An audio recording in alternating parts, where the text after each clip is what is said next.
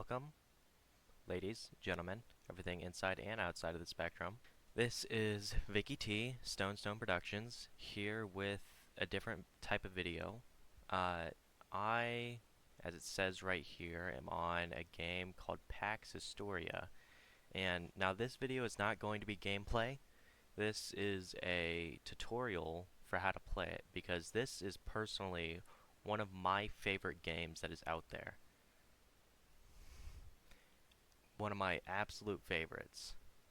It allows you to do so much. It's perfect for all you little autistic fiends out there like me. And it's amazing. Now, real quick, what is Pax Historia?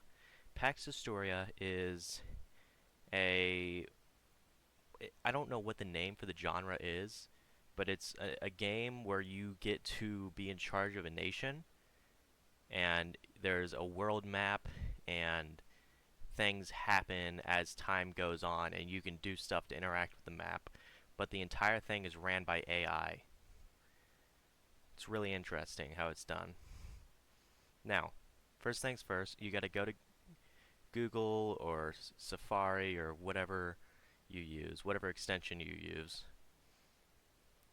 and you have to search Pax Historia. It is spelled Paxhistoria.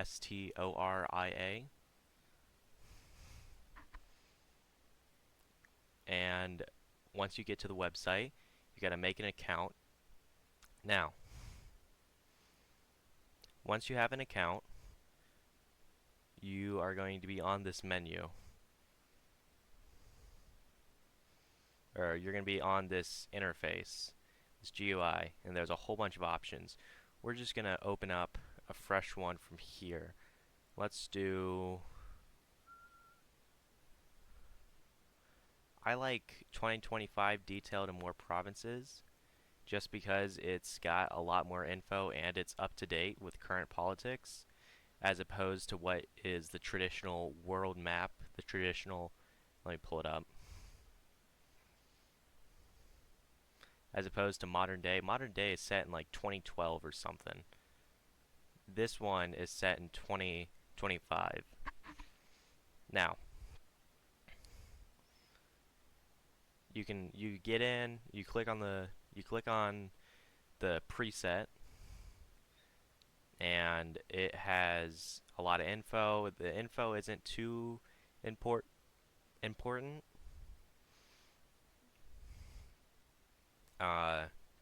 They have, for this map specifically, they have a Discord server where you can talk about, I guess, just issues with it or whatever. I don't know. I'd recommend go checking it out if you find that you like the map.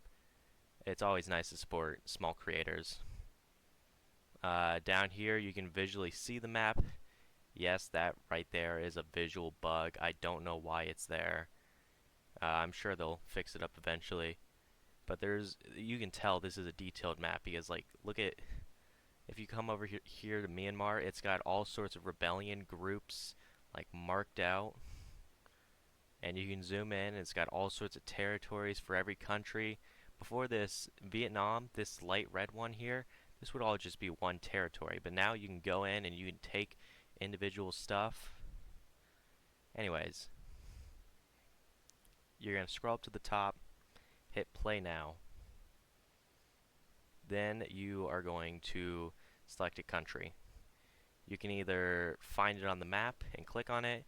You can go here and physically pick it out of all this. It also shows you how many plays each one has. We'll go with South Africa, actually, just to do an example. So play South Africa. Now you get to choose your difficulty up here. You can also set the name of what you want this to be.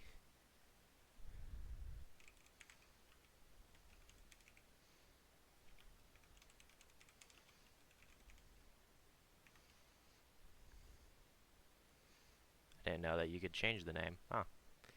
Hopefully they add some more interfaces for getting into your games after you've started them, because currently it's kind of lacking. The only options you have is to delete your games, like one at a time or all of them.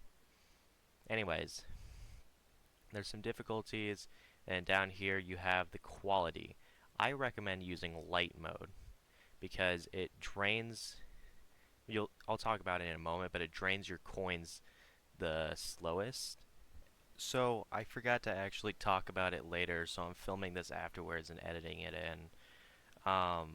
So the reason why I recommend playing light mode and the coins thing is that it's technically a free game, but it's not. It's also technically not. It runs on a coin system, and so you can either buy, you can either have a subscription so that you can get a certain amount of tokens a month, or you can do one-time payments, though you also get a daily amount of tokens. And honestly, as long as you play, if you only ever play on light mode and you aren't playing more than 2 hours a day, as long as you don't play more than like 2 hours a day, um, you should never run out of coins with the daily coin amount. Uh, but it provides really good AI. Now, you could do Pro or Max. I personally don't have much experience playing them. Scratch that, I don't have any experience playing them. But this one has worked just fine for me. And you hit start game. Alright. Oh, there's a don't show again. Start playing. And here it is. It's going to have you located, it's going to have the camera on your nation. Here we are playing as South Africa. In this map it has 4 territories. You'll also notice that they now have flags. People who make the presets or the maps have to individually do the flags. So they have to upload a flag for each one. But it's a really good addition. That's a very recent thing that they added. You have some options on things you can do. Here, this lightning bolt symbol, opening it brings up a UI, a menu, where you can say, you can do whatever, honestly. For example, I'm going to say, I announce my victory in the recent election to the public. Announce my new residency at my new position as the leader of South Africa. So that's what I'm going to do for now. I basically am just saying, you have to be careful with how you word things because the AI, it's like talking to a person. If you use words that sound scarier, the AI is going to take it more threateningly. So it's best to talk professional if you can. But you don't have to. Ultimately, it'll understand you basically no matter what, as long as you're talking in, proper English. So anyways, I've done that. So now that we've done an action, let's go to the time skip feature. Up in the top right, it says the current date, August 27th, 2025. Over here, this little button that's pointing to the right, you click that, and then it shows you the timeline. So you can skip, so it says currently now it is August 27th, 2025. You can skip forward a week, a month, 3 months, 6 months, or a year. I'm going to skip forward a week because that's how I like to play this. I like to play it 1 week at a time so I can see everything that happens. So we're going to click that, and then it's going to start showing us events. So now, I think because I didn't specify what my name is, it just shows whoever the current leader of South Africa is, or maybe the running leader or whatever. Declares victory amidst contested election results. So it starts showing you events, and it does one event at a time. And you can either choose to intervene, or you can say next event. If you intervene, it stops the time jump right there, I believe. Actually, I've never tried it. Let me see.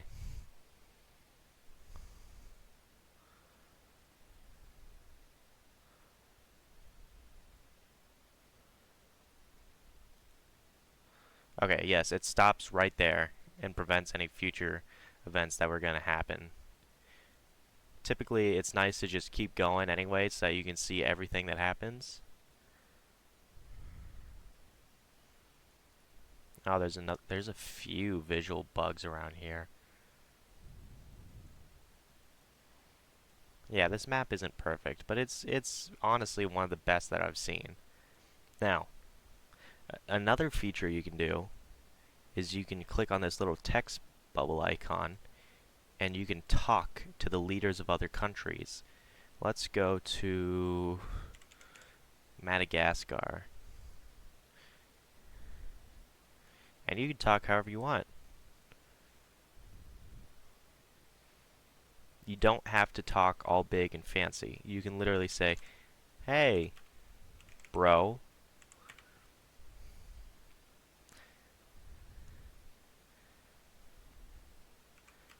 I just wanted to say that as the new leader, South Africa,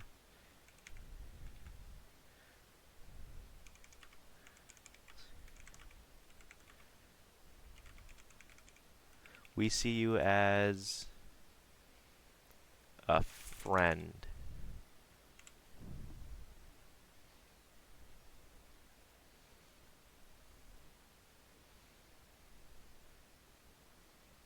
And then it'll respond.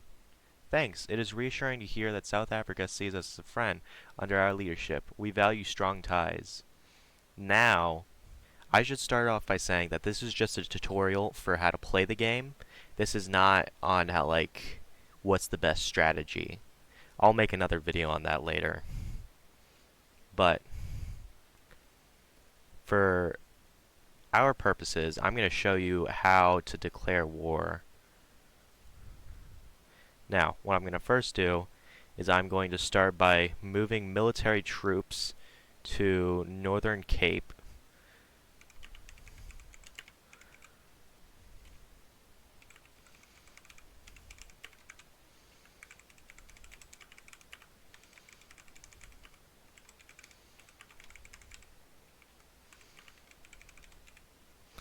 So I'm going to say I build up a military presence in Northern Cape, South Africa. And then I'm going to I formally declare war on Namibia. Now, I will say, for your actual purposes, maybe don't go right off the bat declaring war on people. I've noticed it doesn't turn out very well because you, especially in a modern setting, everyone starts to hate you. But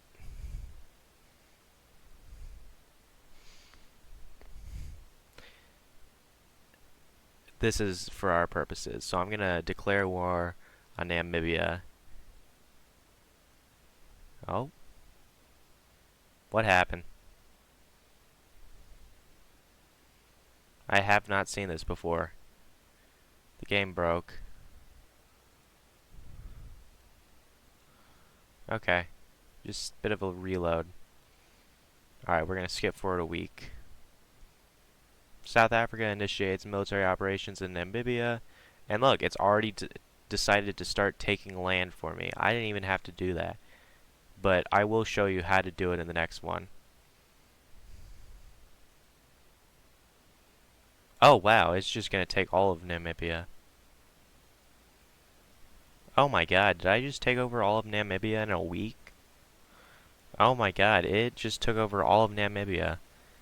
I'm going to show you how to attack specific territories.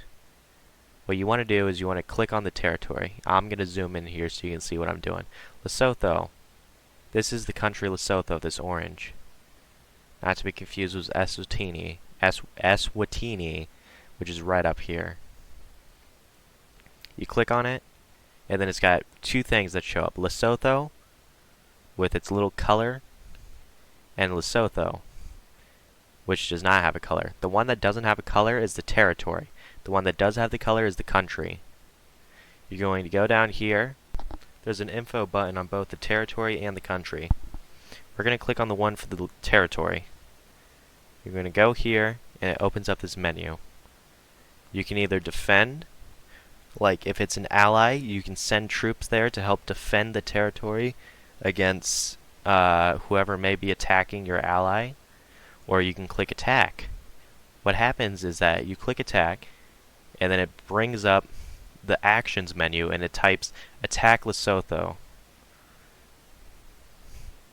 That's it.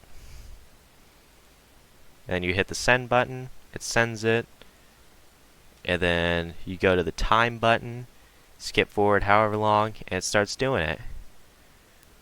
So look at that. Already we've got a sizable little empire. At least twice as big as it was before. Actually, literally twice as big, because it was 4 territories, and we just took over 4. Because Namibia was 3 and Lesotho was 1. Anyways, the game is that easy. Well, I mean, obviously I'm playing on the normal mode, but I mean, it's that easy to play. Now, actually doing this and not like getting wiped out, especially on harder difficulties, a little bit different, but it's that simple. Alright, also forgot to include this in the original. So whenever you get to the website, if you want to play a game that you had before, but you don't know how to do it, you start here on presets, and you come over here, you hit games, and it should show up right here. And so you can see all my games. Currently the only features that happen whenever you click this is delete or delete all games.